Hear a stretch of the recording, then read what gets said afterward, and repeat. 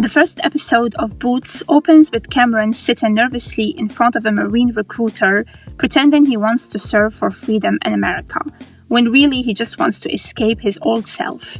But his narration jumps back to show where it all really began, when he was still trying to figure out what being a man even meant.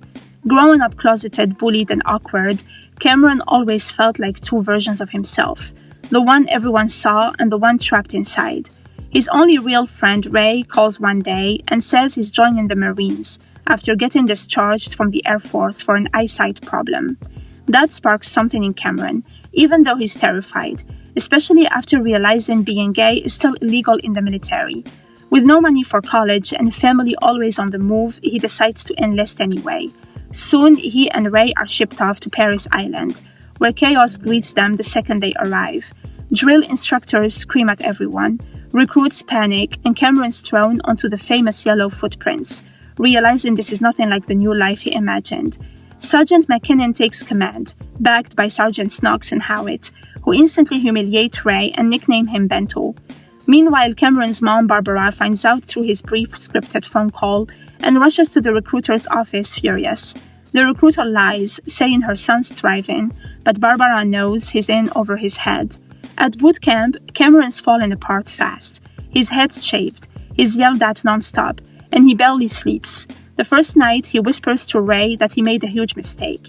He hates the noise, the exposure, even the bathrooms with no stalls. Ray cracks a joke about Full Metal Jacket versus Golden Girls, but tells him everyone feels this way at first. The next morning, McKinnon wakes them with more chaos, shouting, drills, fear, but he's not all bad.